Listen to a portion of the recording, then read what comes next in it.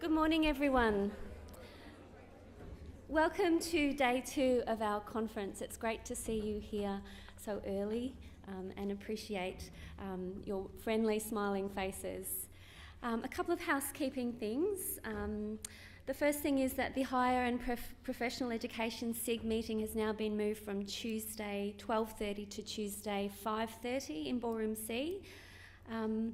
Just remember that on the back of your name badge there is a map which shows the location of the Hilton and the Town Hall if you're needing to cross between the buildings.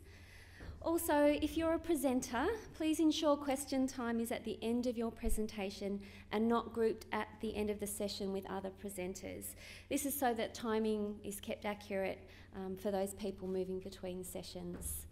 For those of you who don't know me, my name's Liz McKinlay. I work in the School of Education at the University of Queensland, and this year I've had the privilege of working with the AARE executive to move forward in relation to an Indigenous engagement strategy. And in a moment I'll introduce our esteemed keynote speaker. But right now I'd like to invite Annette Woods to come to the stage, and she's going to present the Early Career Research Awards.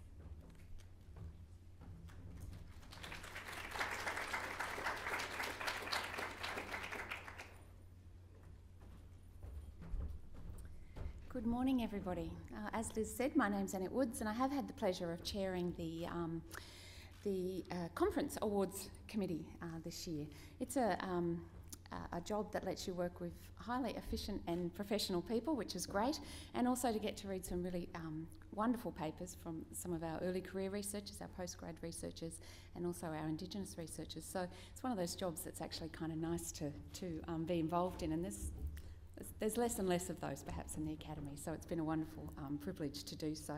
I'd like to, just before we get started on the awards, actually acknowledge traditional owners on the lands of which we're meeting, and just kind of acknowledge that I know that people have actually been meeting on these same spaces to talk about really important issues for many, many years around young people and around futures and around knowledge, and that's a really important thing to acknowledge. So, AARE Conference Awards include the Betty Watts Indigenous Researcher Award, the Early Career Researcher Award, the Postgraduate Student Researchers, and the ACDE, or the Australian Council of Deans of Education, Postgraduate Student and ECR Poster Award. And these awards are designed to recognise excellence in research and also to support researchers into the association and into attending the annual conference. I'd really like to say thanks to my colleagues on the Awards Committee, Jo Reid from CSU, Kay Price from USQ, Liz McKinlay from UQ, Graham Gower, who joined us from Edith Cowan, and Peter Renshaw, who is also from UQ, but representing ACDE. And it's my great pleasure this morning to present the Early Career Researcher Award. AARE established this award to encourage early career researchers to present their research at the annual conference and to become actively involved in the association. And the intent of the award is obviously to honour and facilitate outstanding scholarship amongst our early career researchers. So applications are judged on their originality, whether they're actually of contemporary significance and scholarly reference, conceptual and methodological and theoretical soundness, disciplined, focused and persuasive arguments, that they have a coherent organisation and a real clarity of written expression, and a comprehensive reference back to other references in the field. So you can see they're very high criteria. The field was of very, very high quality this year.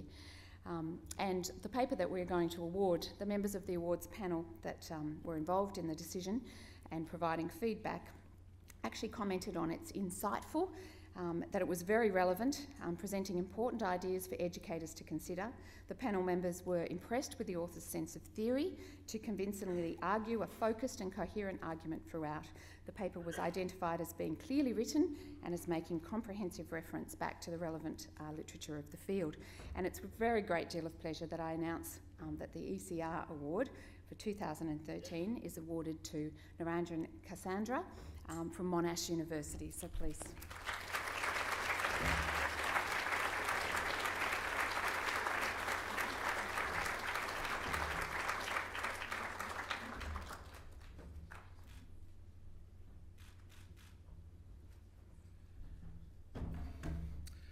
Well, thank you, Annette, and thank you very much to AARE and the awards panel for this award, and I'm very honoured to receive it.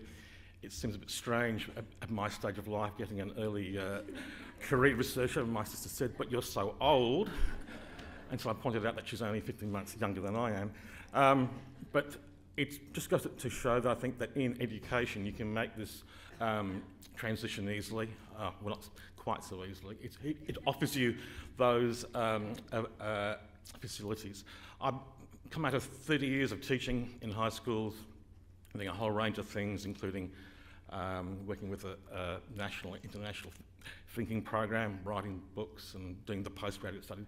But I wanted to make a chance to convey and pass on my knowledge to the future members of our profession and to do educational research. And I'm thankful for this award because it vindicates, I think, the choice that I made.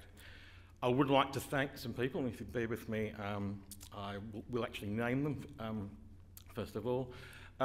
First, all my tertiary work is due to the wonderful expertise of my two PhD supervisors at the University of Melbourne for the last 6-7 years, and I got the degree last year. So thanks to Peter Ferguson, who's now retired, and Fazil Rizvi, who have certainly mentored me in this whole process of transition. I'd also like to thank all my colleagues at Monash across the university for all their conversations, chances for collaboration and so on over the year, which have helped to refine my academic sense of things. And lastly, I'd like to thank my family.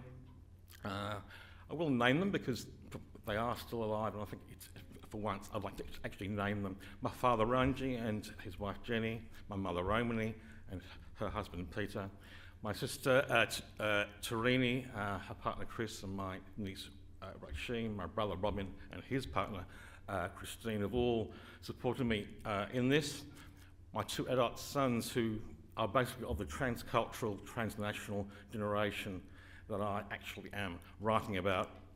And lastly, my partner Lee, for all her support over the last few years, not only in making the transition, but for using her wonderful own academic expertise in being a very best of critical readers.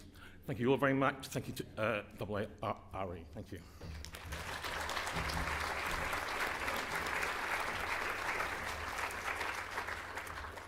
Thank you. I'll now call Jo Reid up to present the Postgraduate Student Researcher Awards. Thank you.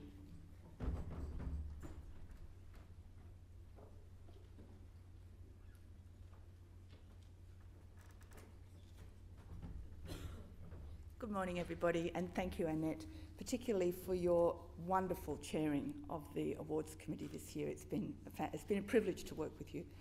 But I have a fantastic job this morning because it's not just one person who's coming up here, but the panel that was making the decision about the Postgraduate Researchers Award couldn't distinguish between three.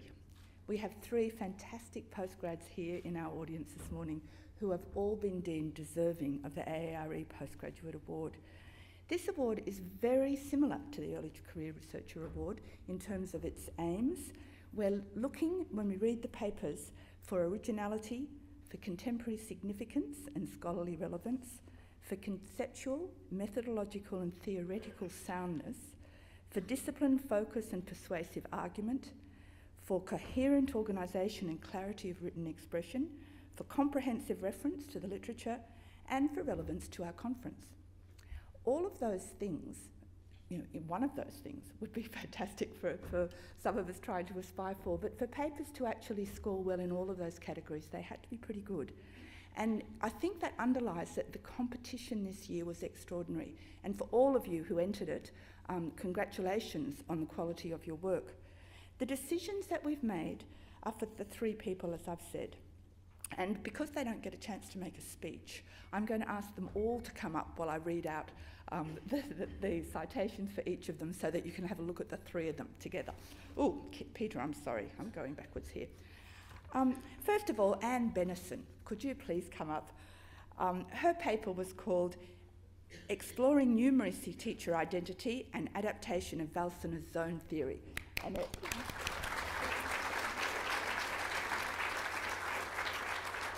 Secondly is Eve Mays from the University of Sydney for her paper on students researching teachers' practice. Come up here.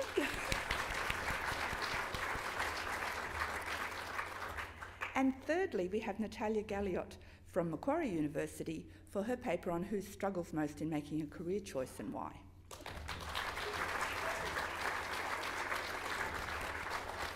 Three postgraduate researchers. I'll just tell you a little bit about their papers. Anne Benison, Exploring Numeracy Teacher Identity and Adaptation of Valsener's Zone Theory. The panel who read Anne's paper commented on the excellent literature review and the discussion that was included and delivered. And we believe that that actually enhanced the content of the paper and made it extremely topical and significant for teacher education. The panel believed that the paper extends existing work in this field and thus produced original ideas while also presenting a really well-argued conceptual framework. Well done, Anne, that is fantastic.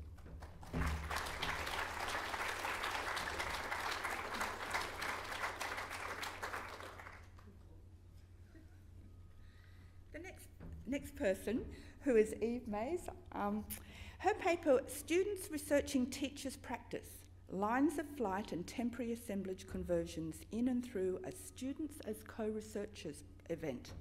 Gives you a little clue as to the sorts of theories she was dealing with. We believe that this paper commented, or actually more than commented, worked with an excellent approach to theory. In fact, our reading of the paper thought that it was an outstanding approach, Eve, so well done. It was the way that you worked with data and worked with the theory in the paper was exemplary. It was noted that the topic of the research addresses an issue of high significance for teacher education, for teacher researchers, and for education researchers more generally, and that the approach you took to connect literature in the field was embedded throughout the paper really well. All of us agreed that the paper was coherent, clear, and engaging. So congratulations.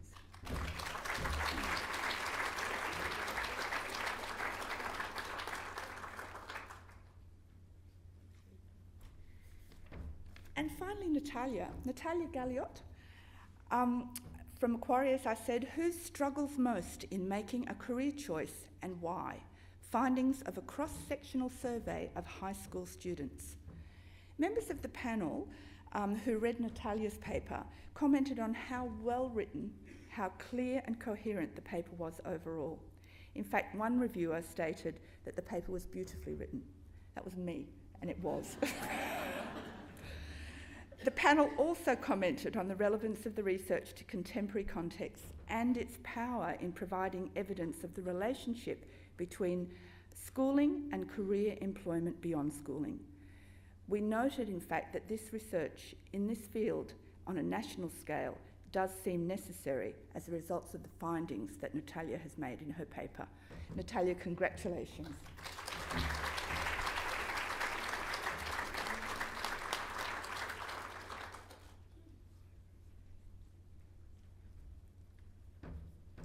And I'd now get them photographed. As Liz comes in now to present the Betty Watts Award. You're not yet? We're introducing Peter.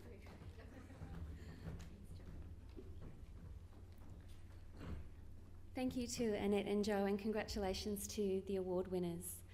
It's now my very great pleasure to introduce our keynote speaker today.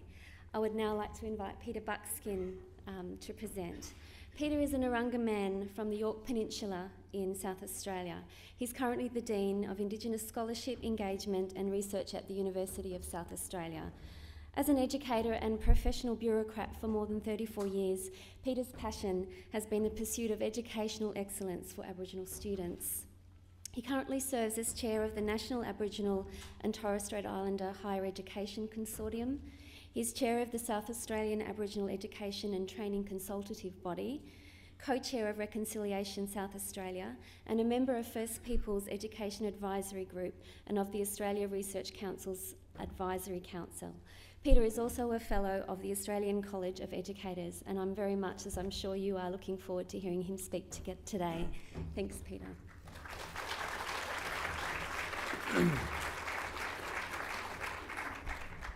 Thank you very much, Liz, for that introduction, and thanks for keeping it really brief.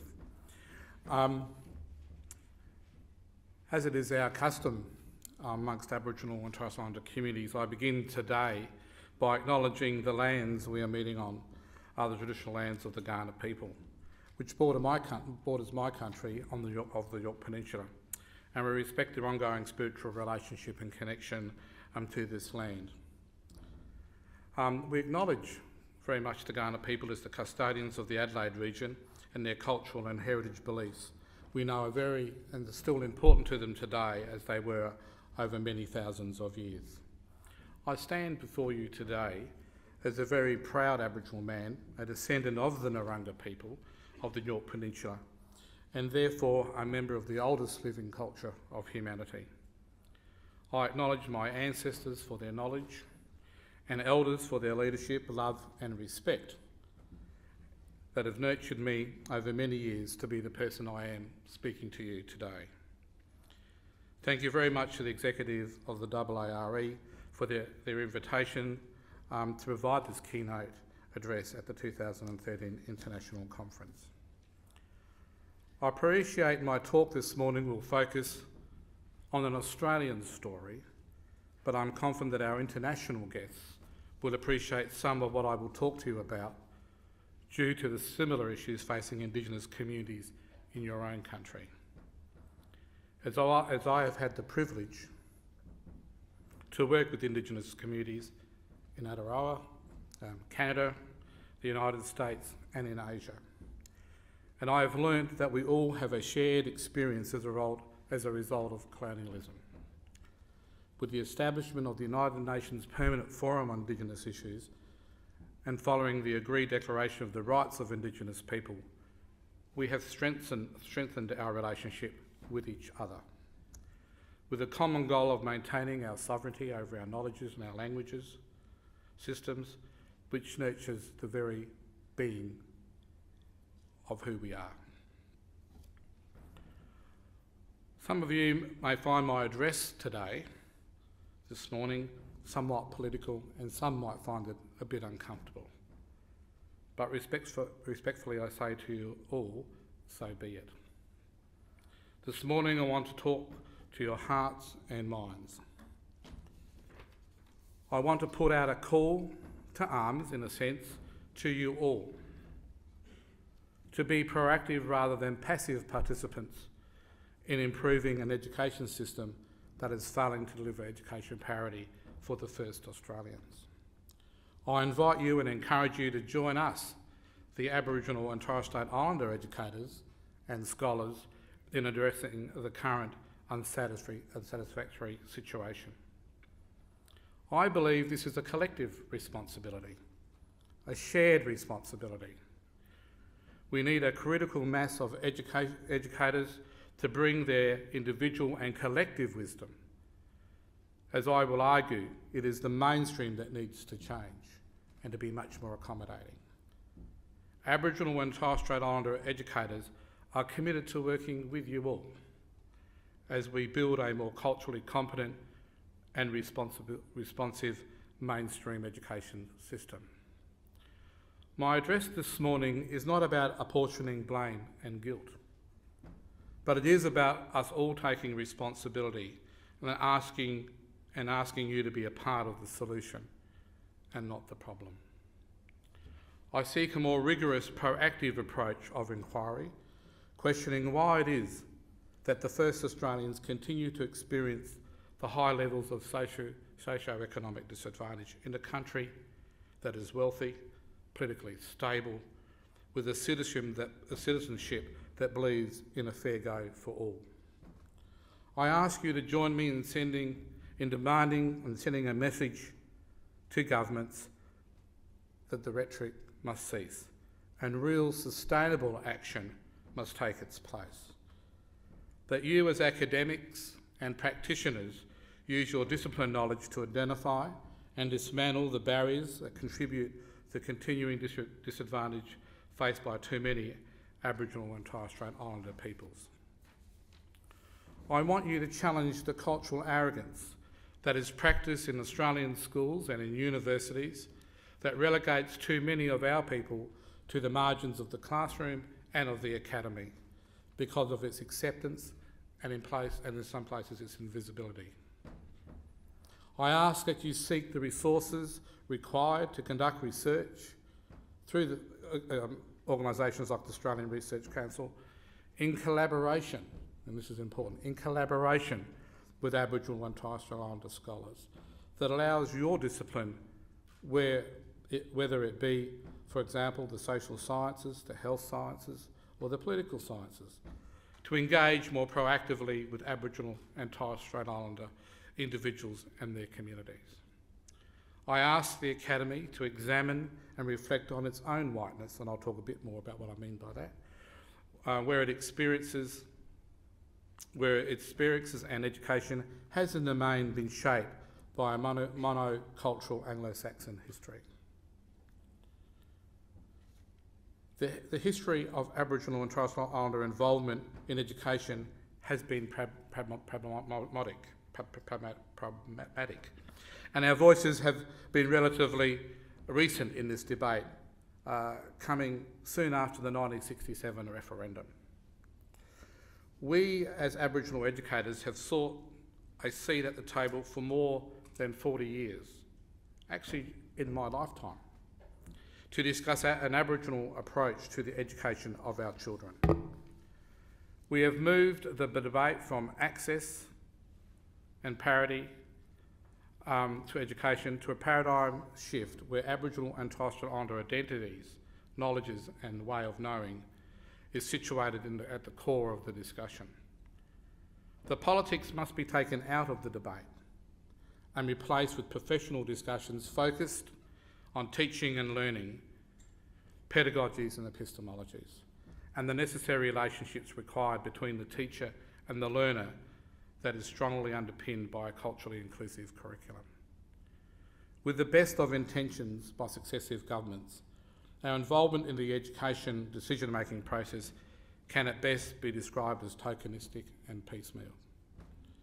It is time that this recalcitrant behaviour and its practice ceases if we are serious about achieving educational parity for the first Australians.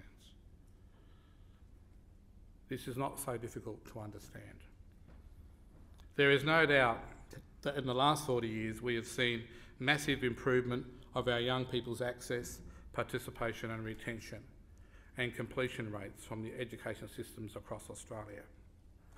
We have recently seen great examples of this showcased at the National Aboriginal and Torres Strait Islander Education Conference called Bunji recently in New South Wales, where many examples of good practice influencing better attendance, retention and completion rates and outcomes were showcased. It was important to note the Aboriginal and Torres Strait Islander students' identity in their successful stories was front and centre of their success in their learning. The conference was a true celebration of our children's success and their resilience and their tenacity, of what can be achieved when it's done in partnership with passion and commitment and government resourcing.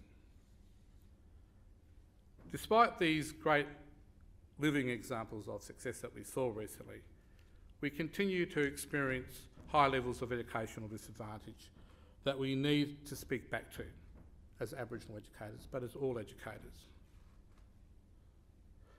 To a language, in a way, and engage in a language that doesn't blame the students and their families, but tries to analyse and develop a way forward.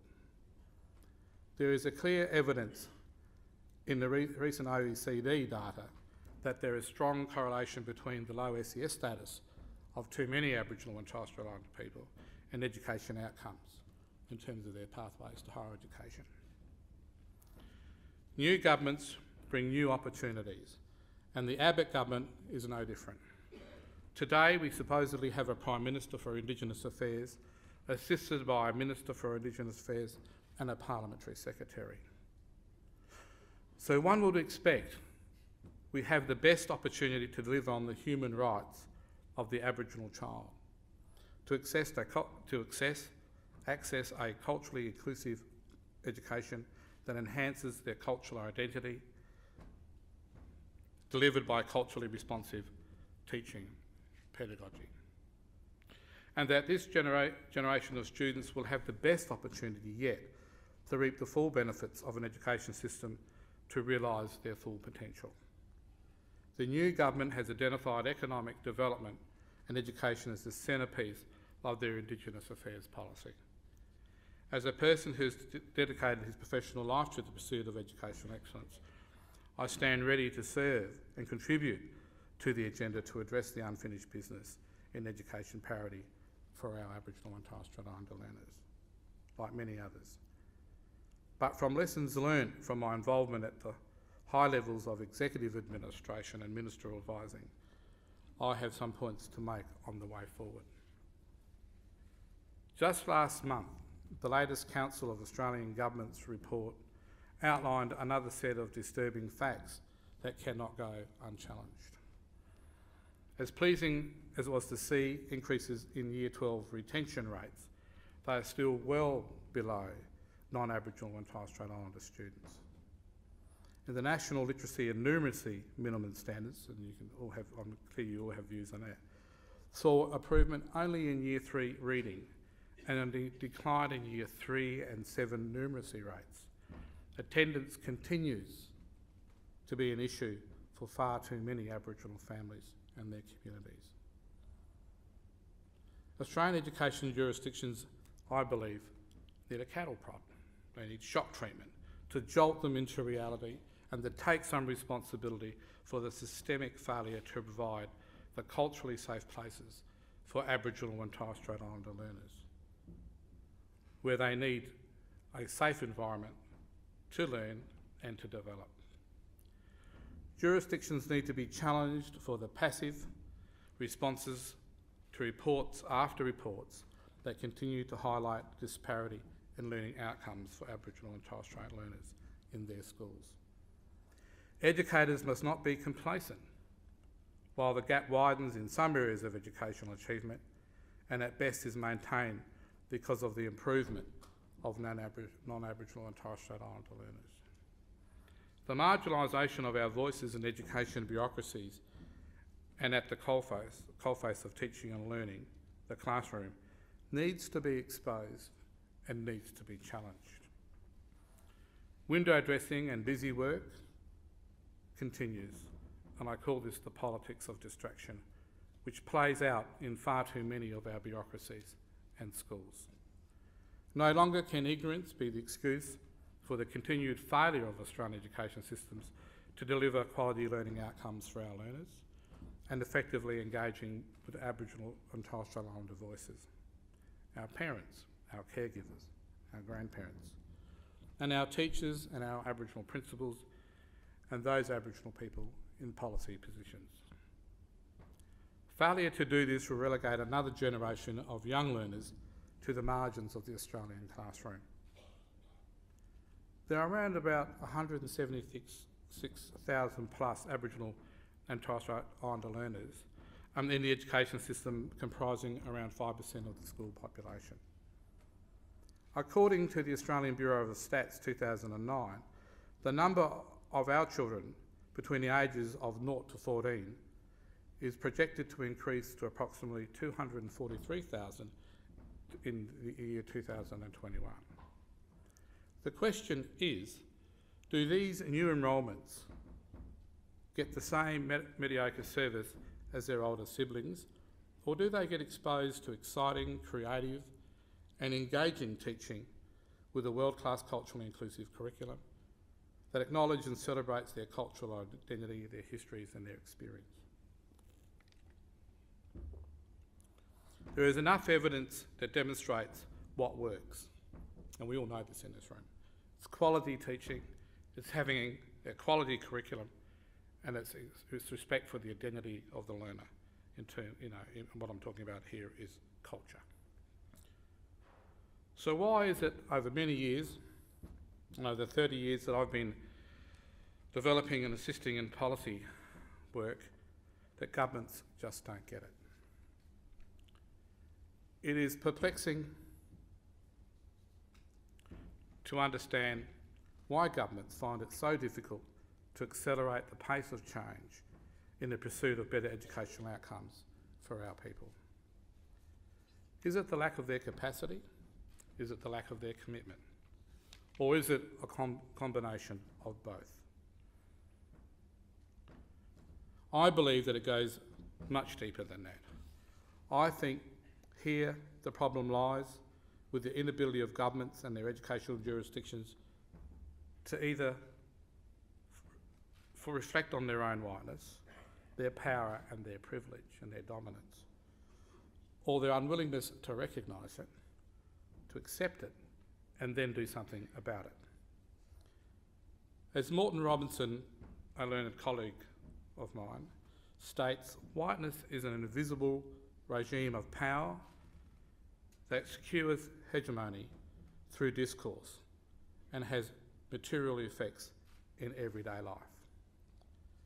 Therefore, I believe that governments have the ethical, moral and legal responsibility to critically reflect and analyse their Anglo-centric worldviews, and that they bring to the decision-making processes when developing policy and program responses to Aboriginal and Torres Strait Islander peoples. While the Prime Minister has a strong commitment to improve the socio-economic well-being of Aboriginal and Torres Strait Islander peoples, it would be prudent for his ministers to reflect on their Anglo-centric worldviews that have shaped their ways of thinking and being. My message to the new Abbott government is to do this reflecting while they are still in the early stages of their term and bedding down the new administrative arrangements. The Prime Minister's commitment to a new way of doing business is commendable, and I've met 3 Prime Ministers in my lifetime that all had very much the same objectives and same goals. By moving policy and program responsibility for Aboriginal and Torres Strait Islander peoples to his department, and indeed he calls himself the Prime Minister for Indigenous Affairs. However, this can be problematic. Removing targeted Aboriginal and Torres Strait Islander education programs from the education portfolio to the Indigenous Affairs portfolio has the danger of Aboriginal education again becoming marginalised. It is the mainstream that needs to do the heavy lifting, and our conversations with Prime Minister Fraser, implemented by Prime Minister Hawke in the 80s and 90s, allowed us to move Aboriginal education out of the portfolios of Aboriginal Affairs and to be the responsibility of the Minister for Education. In observing the rhetoric of the new Minister for Indigenous Affairs, the Honourable Nigel Scullion, it is clear he sees education as a priority and school attendance as the major issue impeding educational outcomes. The Abbott government isn't the first government to identify economic development as the mechanism for the emancipation of Aboriginal and Torres Strait Islander peoples, and education as the enabler. As I said, I welcome the government seeing education as a priority. However, I'm concerned that the Minister's language borders, in recent interviews, on a deficit narrative that challenges parents and communities for the low attendance rates. This discourse fails to challenge the education jurisdictions that are responsible for the delivery of educational services to all Australians, and particularly our children. It is the jurisdictions that are failing to deliver culturally responsive learning environments that are attractive and engaging for the Aboriginal and Torres Strait Islander learner. Surely it is the responsibility of education jurisdictions to create innovative and exciting learning spaces that captures the imagination of young minds and hearts and builds confidence of their families that their children are in spaces that are culturally safe. We all know when dealing with the complex issues of poverty, the impact of colonialism and the cultural interface, the solutions are not easy to come to. But our approach must be sensitive, it must be pragmatic and inclusive. We must never cease dialogue because it gets too difficult. I call the issue of poverty, family dysfunction, lack of employment, in summary the socio-economic indicators, and the impact on family well-being being the issues for outside the school gate. In stating this, I'm not denying the environmental influences on the capacity of the learner to engage in the classroom. But I'm saying to us all and to government, the real action is what happens inside the school days, and indeed what happens inside the classroom and the relationship between the teacher and the learner. This is why the Minister for Education, the Honourable Chris Pyne, must be engaged in the conversation, ensuring that Aboriginal and Torres Strait Islander voices are heard in the policy and program areas that will impact on the outcomes for all Australian students, including Aboriginal and Torres Strait Islander learners inside the classroom. I say that because in some letters that I've seen from Christopher Pyne says, when we talk about Aboriginal education, he refers them to the Honourable Minister Nigel Scullion to respond. The Australian curriculum and the national standards for teachers and school leaders are very important in this agenda, and they are the responsibilities of the Minister for Education. Before presenting my views on education policy in a bit more detail, I believe that it's essential to comment and reflect on the issue of race and racism in Australia. Because let me tell you, as an Aboriginal man, it exists. Where I see race and racism to be beyond just the country's populace. It's not about race, it's about behaviour, but how it permeates the dominant culture in maintaining its privilege and marginalising our voices. As Gary Howard, a colleague I come to know over the last 2 years, argues, it's the dominant societal groups that tend to construct reality in the ways that reinforces, it protects and legitimises their position of dominance.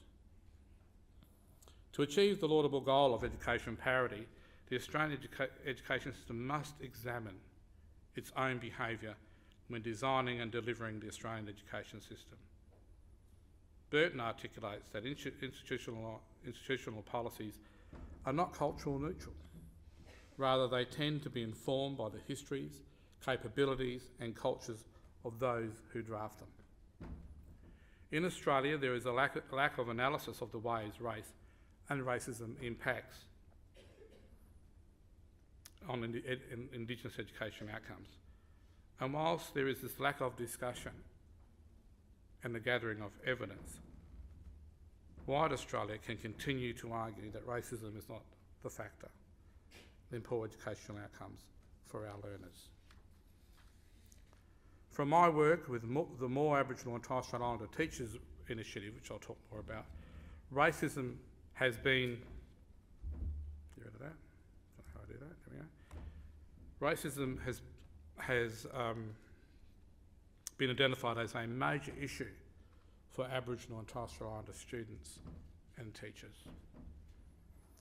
Therefore, I argue that race and racism does play a large part in the lives of Aboriginal and Torres Strait Islander teachers and learners, and describe it as the elephant in the Australian staff room and classrooms.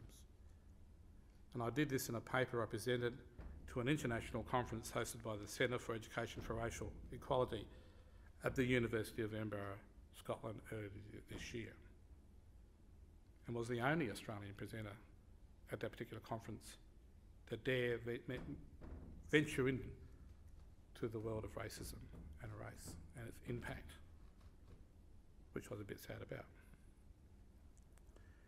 In addressing those issues, important In addressing those issues important to what happens inside the school gate, I want to focus now on the Australian curriculum, the national standards for teachers and leaders, and the COAG quality workforce agenda. These macro policy issues provide us with the opportunities to address the issues that are of concern in the education of Aboriginal and Torres Strait Islander people. The challenge will be in the meaningful engagement of Aboriginal and Torres Strait Islander voices in the implementation of such very exciting policy areas. I feel so privileged to be a part of some of this work, as I am confident that there is more culturally informed, as I am confident that a more culturally informed curriculum, teaching workforce and leadership in our schools will address the relationship between the classroom teacher and the Aboriginal and Torres Strait Islander learner and their families. I want to make some observations on current national education policies and draw on my experiences working with 3 recent projects where, unfortunately, race and racism has been identified as an issue. And these projects include the Australian Curriculum Reporting and Assessment Authority's cross-curriculum priority, Aboriginal and Torres Strait Islander histories and cultures of the national Australian curriculum. The Australian Institute for Teaching and School Leadership, AITSL, the National Standards for Teaching and Principles, and our work on the Curriculum for Initial Teacher Education, an online tool to address the areas of the National Teacher Standards that relate to teaching Aboriginal learners and teaching Aboriginal and Torres Strait Islander content. And lastly, I want to talk about the Quality Teaching Workforce Partnership, a project to increase the numbers of Aboriginal teachers in Australian schools and promote Aboriginal teachers as leaders through the More Aboriginal and Torres Strait Islander Teachers Initiative. Firstly, let me talk about the National Australian Curriculum. As we all know, the Australian Government has agreed to the development and implementation of a National Australian Curriculum, and I personally believe that is a good thing. We're a very small nation, which explicitly identifies 3 cross-cultural priorities. As I said, one, which I'm very pleased, is about being the Aboriginal and Torres Strait Islander histories and cultures.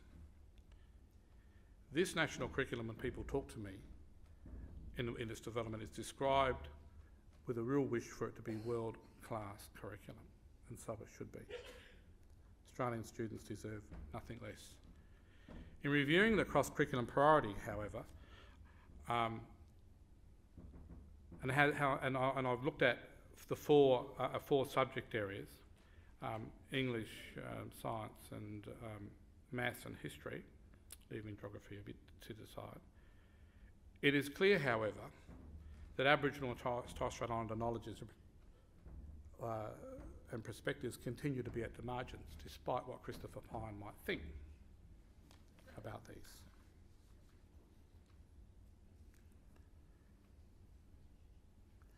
Through an audit of the English, science and maths and history subjects, Aboriginal and Torres Strait Islander histories and cultures have approximately been mentioned 111 times across subject areas.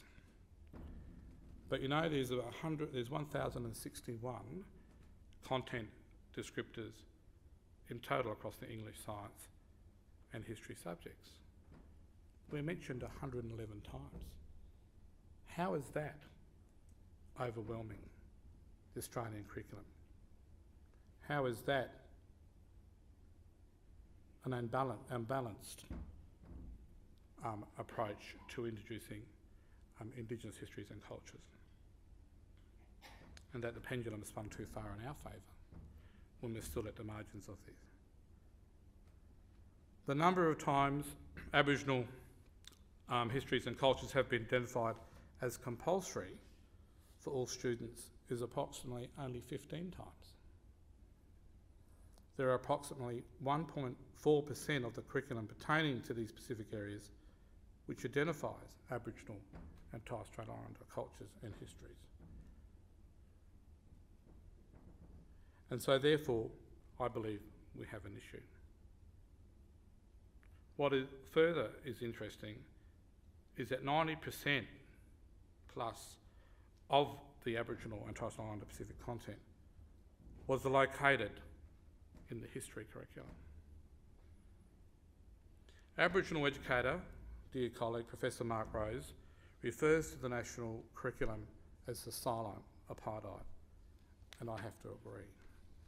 In a letter to the chair of the Australian Curriculum Assessment and Reporting Authority, my dear colleague, Dr. Kay Price, wrote on behalf of the Aboriginal Advisory Committee, and I state that denying the Indigenous content in the curriculum area denies Australian teachers the opportunity to meet the standards required of them and denies non-Aboriginal and Torres Strait Islander students any exposure to Aboriginal and Torres Strait Islander knowledges and cultures.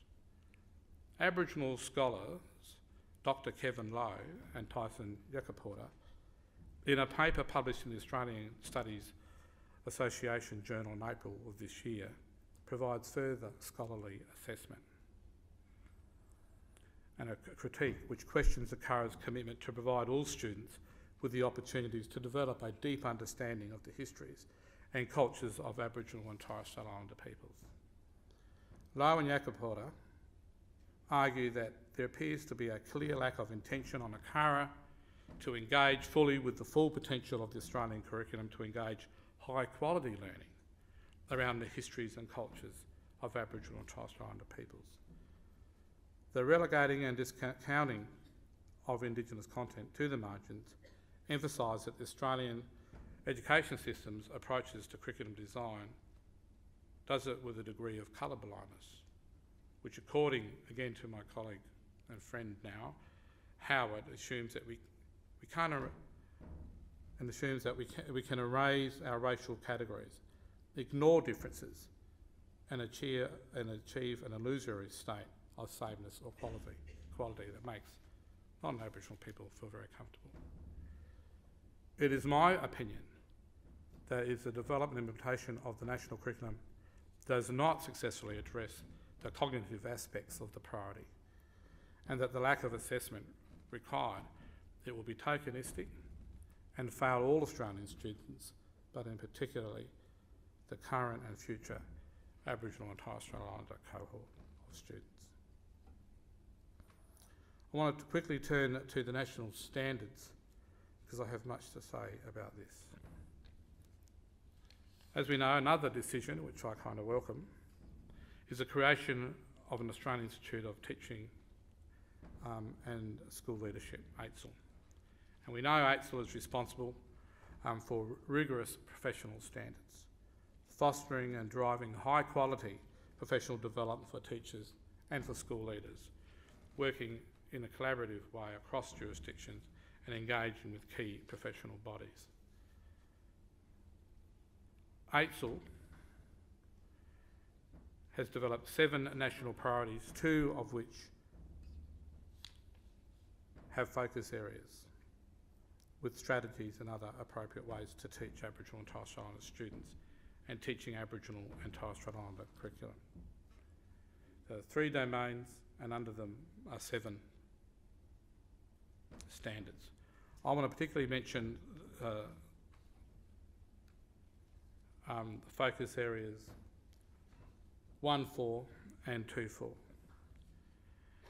Strategies for teaching Aboriginal and Torres Strait Islander students, and focus areas 2.4, understand and respect Aboriginal and Torres Strait Islander people to promote reconciliation between Indigenous and non-Indigenous Australians. Because of the lack of work and I think voices in AITSL to develop this, I was very pleased that they tendered a project which I was able very much to put together a team in partnership with the Australian Council of Deans of Education in developing an online course for initial teacher education programs. And I was able to do that with a fantastic, I'm moving this back.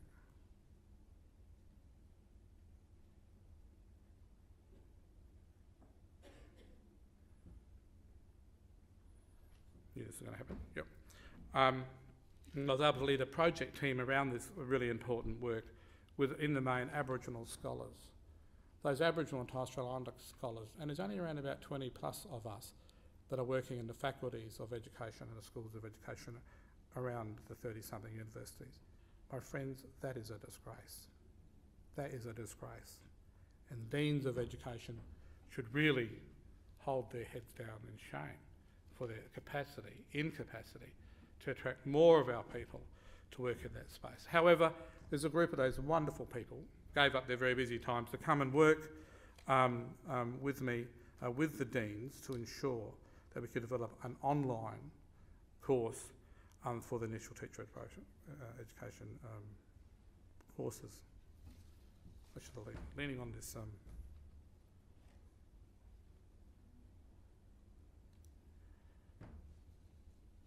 computer.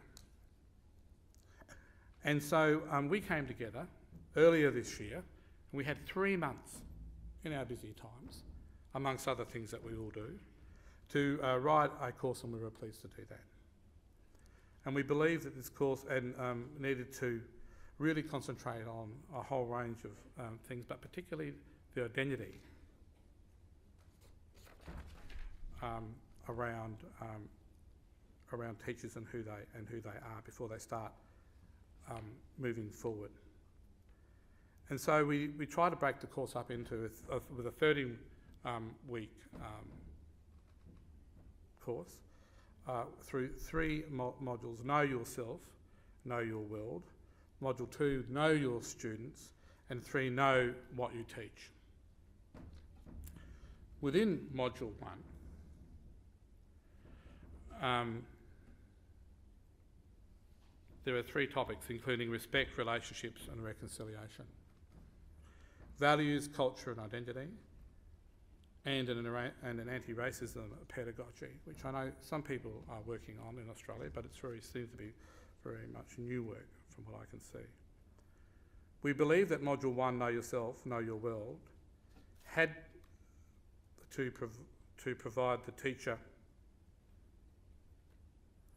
the opportunity to self-reflect upon their own identity and to understand how the broad societal dominance has shaped their worldviews and the way that they see others, and particularly Aboriginal and Torres Strait Islander students.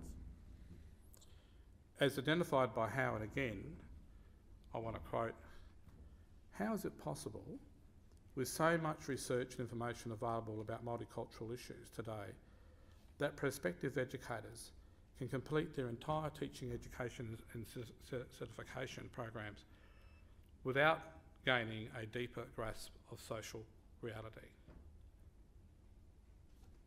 We believe the conversation about race and racism needed to have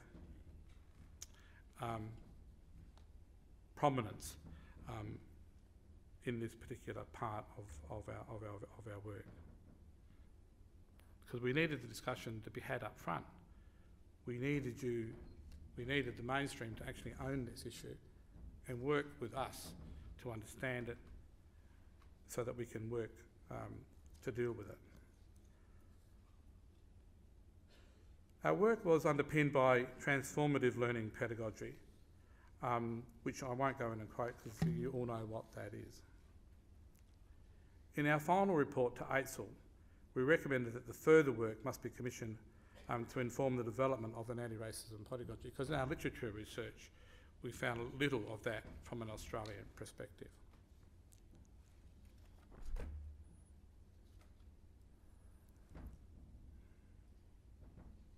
And we think that this work must be clearly divided by and informed by our voices through our lens as the first Australians. Module 2, Know Your Students. We thought, again, we had a range of topics: teacher quality, higher expectations, as Sarah often talks about, and I think one of his legacies will be in this area already, is around high expectations of the Aboriginal learner. Far too many of teachers that I come across still think our learners don't have high expectations of themselves, or their expectations of the learner is that they can't learn. They have, because of all this social dysfunctionality in their lives, that they will not be a successful learner in my classroom. They've got to relegate that to the back of their minds and to try to be more innovative around that. So it's it's expectations, it's that culture of high expectations that Sarah writes about.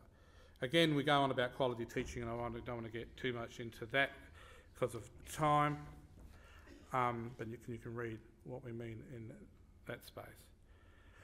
Inclusive pedagogy, I mean, this is not rocket science, my friends. You know, this is about if you just did it, if we just pulled our fingers out and just did it, we would be very thankful, because we need your support in writing this stuff, but in partnership with us.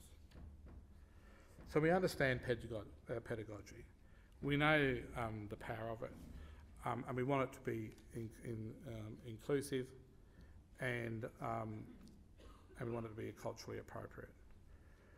That fosters, really stimulating, exciting environments within the classroom that will address the needs of all students, but particularly ours. And building positive relationships.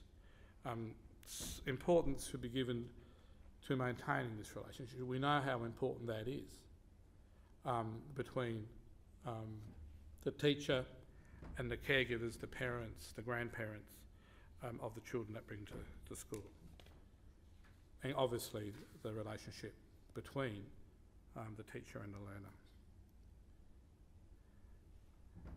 And clearly we want teachers to be able to not be frightened of us, but to want to feel safe around our company and to walk in the world as a minority sometimes in our communities while we walk around in yours.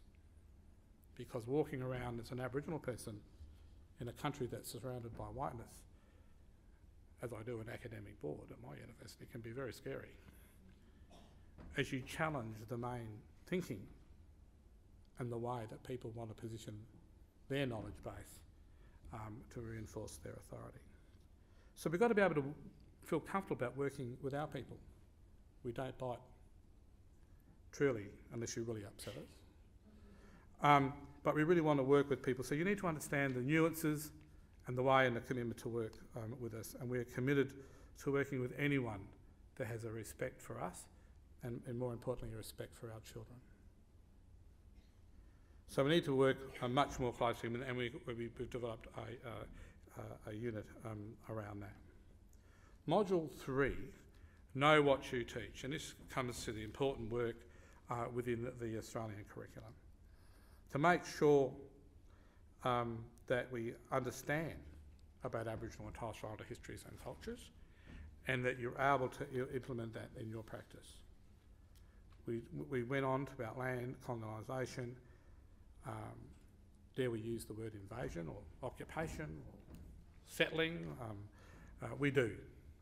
And so maybe Christopher Pine might want to throw that out when he has a look, or has his staff look at this online particular module.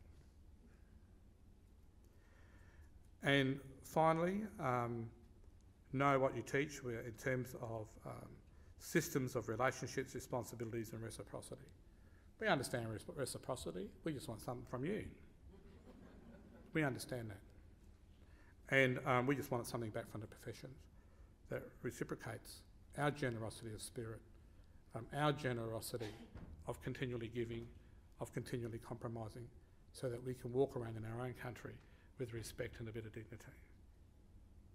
So we describe significant events and histories and episodes that we should celebrate in terms of our ancestors, our elders, and in terms of their shaping of the history of this great nation. But we need to have that understood. And of course, demographics are very important. And I've understood that from my Mercedes work in trying to get a handle on the workforce issues and the demographics of that, and trying to get that released by jurisdictions to analyse has been very, very difficult. And my dear colleague James Ludwig is tearing out what hair he's got left, trying to get a handle on this, because we've engaged him to do some work around that.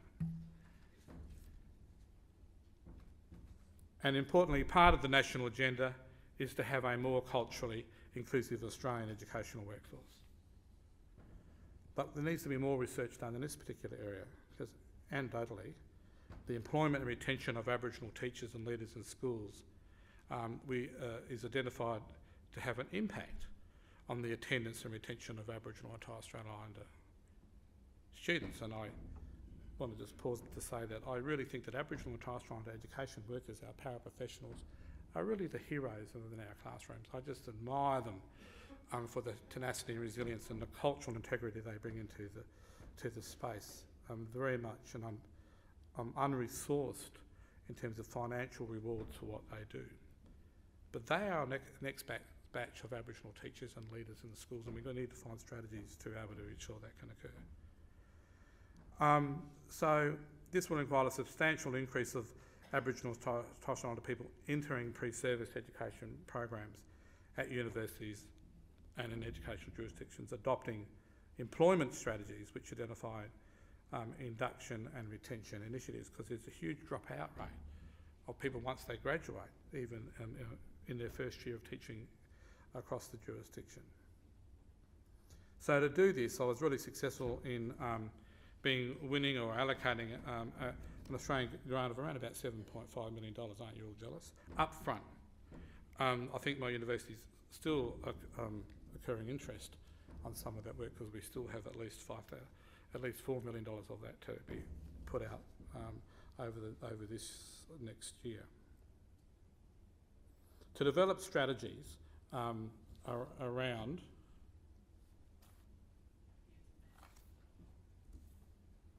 here we go again. Here we go. So around the Mercedes. So here it clearly is what we are asked to do. The important data here is that we only know around about 2,000. We think there's around 2,300 Aboriginal and Torres Strait Islander teachers, which are approximately 1%, because we think there's around about 250,000+ teachers across 10,000 schools. It's jumping, G. Across 10,000 schools. So you can see we have a long way to go if we are to get parity.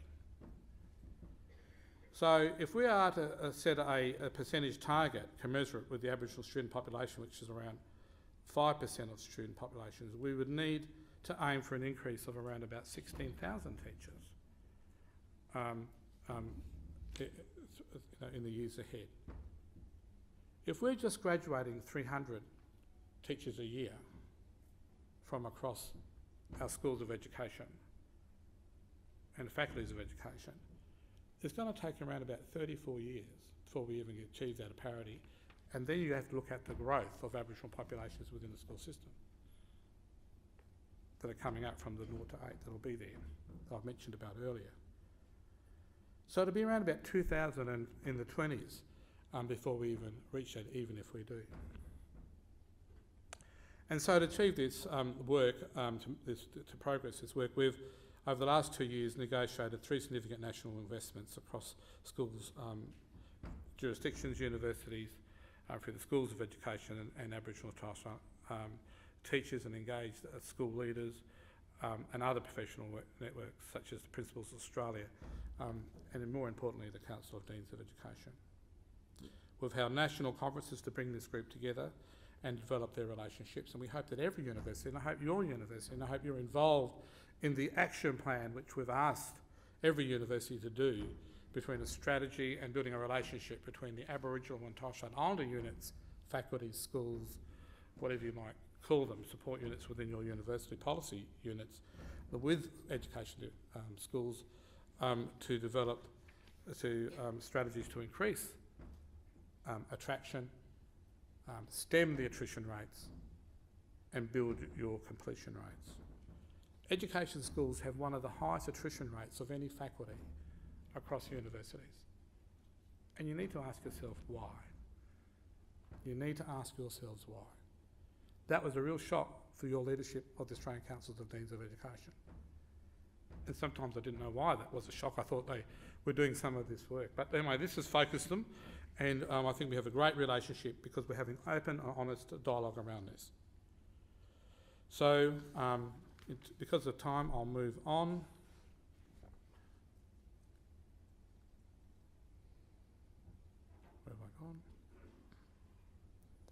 So in conclusion, aren't these just beautiful kids?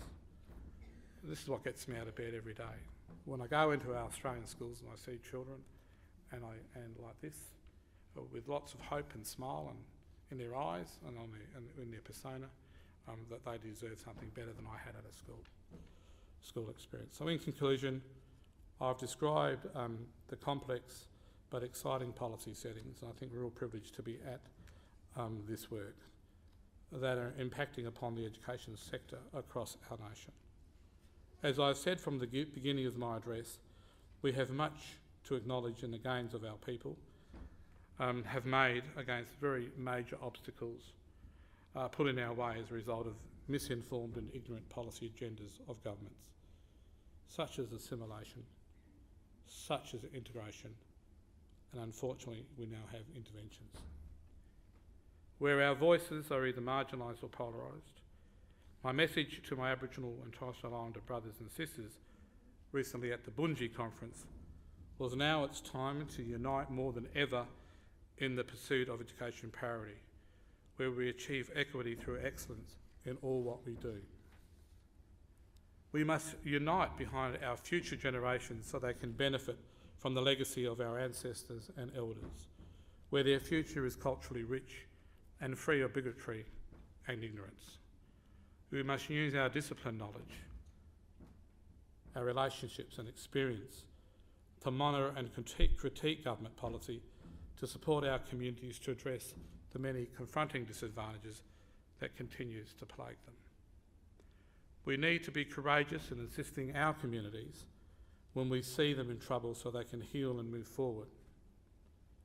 And we need to send a message loud and clear to government that we will fight for our kids to receive nothing less than the best education possible that recognises their unique identity and builds their capacities. That as we as Aboriginal and Torres Strait Islander scholars and educators must relegate racism we face to the margins, where it does not shape us as victims, but strengthens our resolve to be the strong, proud people that we are. We must rid ourselves of the shackles of colonialism and look to the future with hope and prosperity. My message to other Australians, to the people I'm looking at today, is to commit to breaking the cycle of poverty for us, to break the cycle of educational disadvantage faced by too many of our Aboriginal and Torres Strait Islander learners, to examine your own notion of identity and whiteness, your preconceived ideas and attitudes about us as the first Australians, and where you see injustice and racism, that you confront it. We must be clear and assertive in announcing that passive and overt racism has no place in the Australian society, and therefore not in our staff rooms, our classrooms, or indeed the playgrounds. Commit yourselves to learning more about the true history that has shaped the lives and well-being of the first Australians, and commit to the reconciliation journey together that Australia needs to take. Let us be the agents of change, the challenges of complacency, and work closer together to be the solution and not the problem. We all leave a legacy. Let us all leave a legacy that contributes to a world-class education system which celebrates our diversity as a nation and recognises the important place the oldest living culture of humanity has within it. Let us leave a legacy that ensures the first Australians do not continue to be the last Australians. Thank you.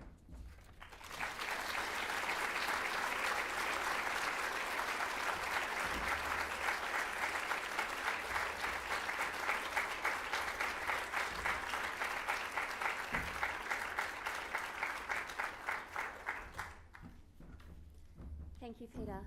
Thank you for that very provocative, passionate and urgent call to arms, which is for all of us to engage our thinking hearts and minds to proactively work in this space, as Peter has suggested. If the time for that was any time, it's now, and I thank you, Peter, for that reminder.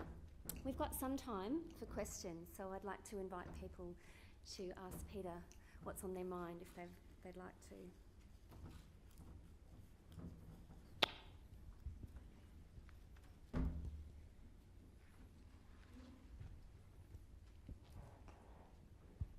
Thank you, Peter, for reminding us of our own uniqueness, and I think everyone is very keen to build culturally sensitive strategies for supporting learning. I'd particularly like your view on Noel Pearson's approach to, when I last read, a more decontextualised approach of skill building, and how learned people like yourself feel about that approach, because he asserts it's working up in the York Peninsula. Direct instruction. Look, I could have spent a paper on that. I suppose the tension when I wanted to come and speak to you today was to make a number of comments around appropriate pedagogies and what I think what works and what hasn't worked. And there's lots of critique around by better people than me around the direct instruction. I'm trying to remove the politics out of it and not comment on other Aboriginal leaders in terms of what they think is best for their communities. But what I say to people that are non-educators is to let the educators do the educating and let those that are well skilled in through other qualifications and experience to concentrate on that. Clearly, we need to be flexible. The approach of the government to invest a multi-million-dollar approach to one specific way of teaching and learning, I think is problematic. I think it goes against, well, already I think we've seen a government that kind of waxes and wanes, and 1 minute it's on, next minute it's not, and the next minute, you know. So I think here's an opportunity for, as I said, the governments to reflect on their own way of how they come to their decisions, and to be more informed, to be evidence-based. There's much literature around direct instruction that I think the Minister for Education needs to read and to understand, and to engage a broader range of scholars on this matter, because I don't think it is the way to go, but it flies in the face of the flexible arrangements which they think they wish to invest in. And I just think that I'm glad my kids don't go to schools in the Cape Hill. That's all I can say, if that's going to be the method of instruction.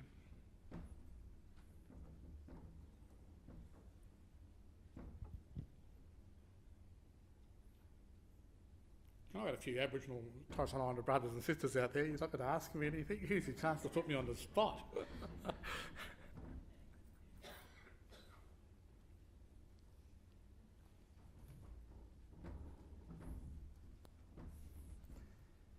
got even a couple of PhD students I know out there that could put me on the spot. Thanks very much for that talk, Peter. I'm really interested in the fact that inclusion for Aboriginal and Torres Strait Islander peoples, and in fact inclusion for all different cultures in our classroom, and even from the context of just students who have special learning needs.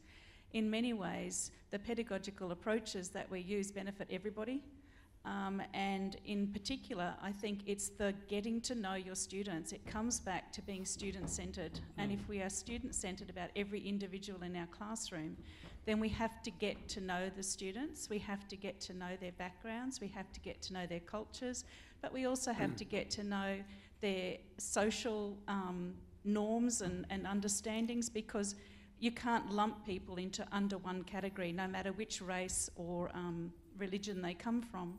And I think that the information, that Triple R project, I think is a wonderful thing. I've actually been using it in my teaching, particularly modules 1 and 2, so that when we start the year, we get to know each other, and in so doing also engage with those materials. So I'd like to thank you and your team for that in particular, but also to keep on going back to those little faces.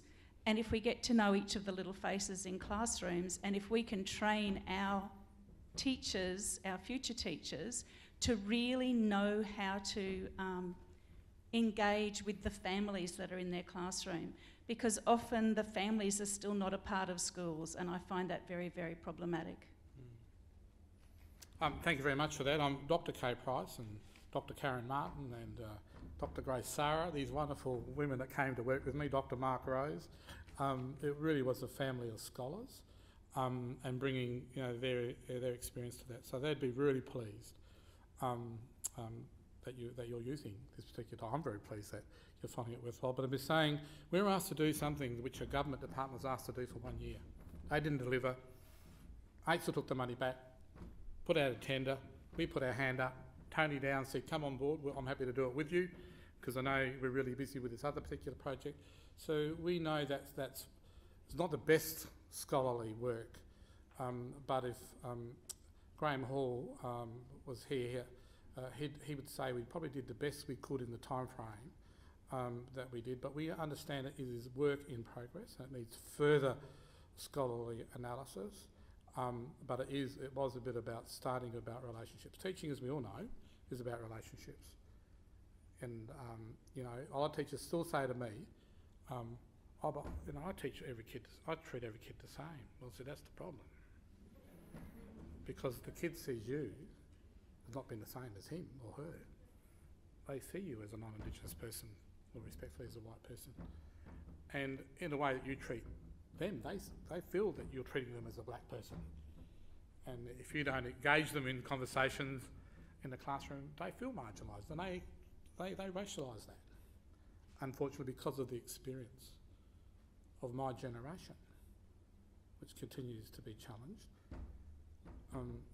And people say about building resilience, I suppose it's, in a sense, the capacity of my generation to forgive your generations for what has been done to us.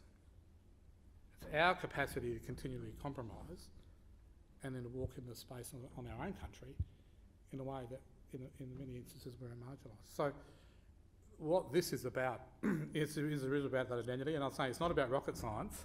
I mean, Paul Hughes and others, a very learned colleague of mine, and a lot of people, and Grace Sarah and I, we had big debates about Aboriginal pedagogy, Aboriginal ways of knowing and learning.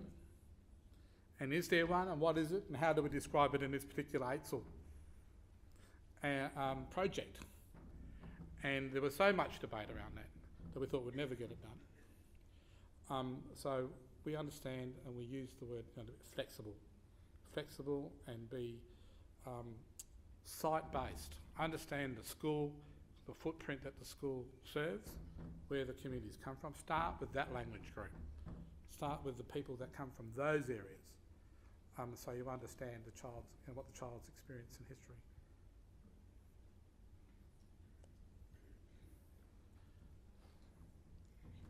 Thank you, Peter. And thanks to everyone. There's just a...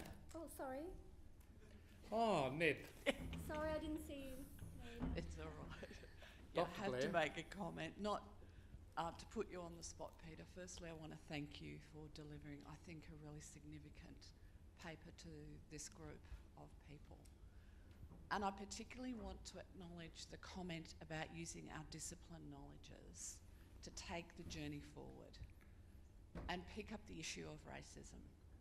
Because within our own institutions, the racism that we, as Aboriginal and Torres Strait Islander scholars, face is debilitating. And I think people here can help the few of us working in institutions to move the agenda forward through active collaboration and partnership. And I think, Peter, your paper provided some valuable information to nourish that sort of agenda, so thank you very much. Thanks, Ned. Ned's one of those heroes, I say, that works in schools, faculties of education, I think, Catholic University, that's helping forming our project. So we brought these Aboriginal scholars together and Torres Strait Islander scholars together, and these are our heroes.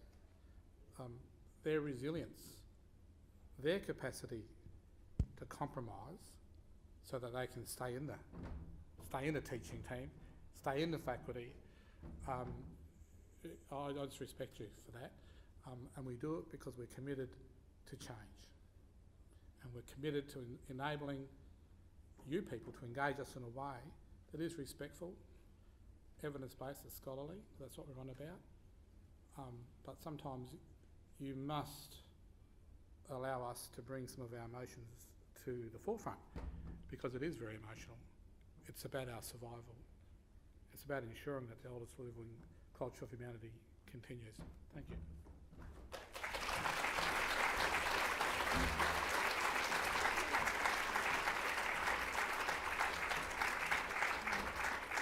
I'm sorry, Peter, there's just one last thing I need to do.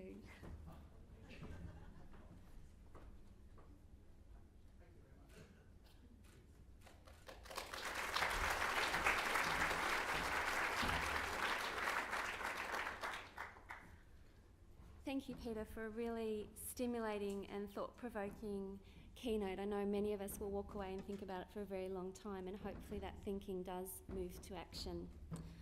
It's now my great pleasure to announce and present the Betty Watts Award for an Indigenous Researcher.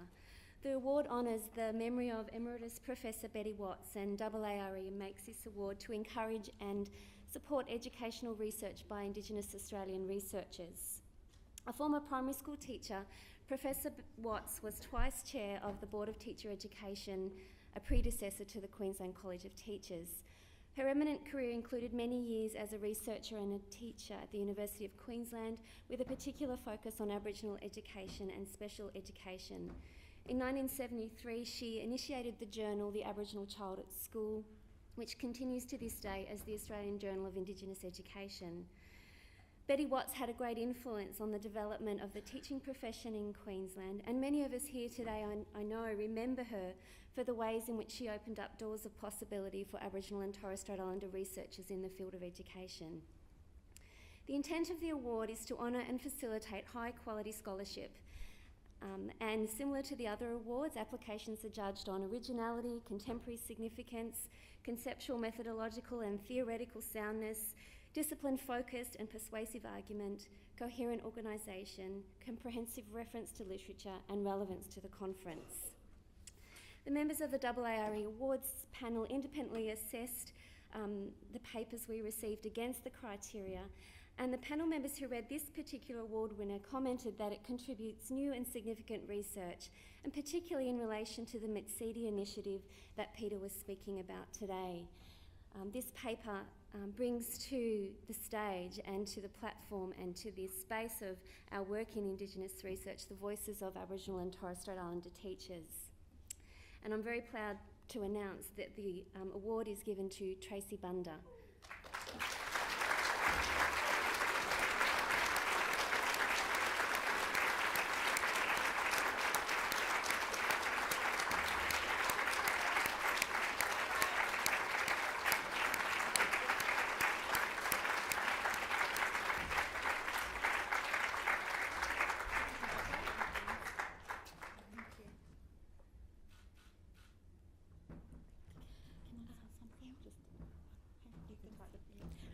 I forgot to mention the title of Tracy's paper.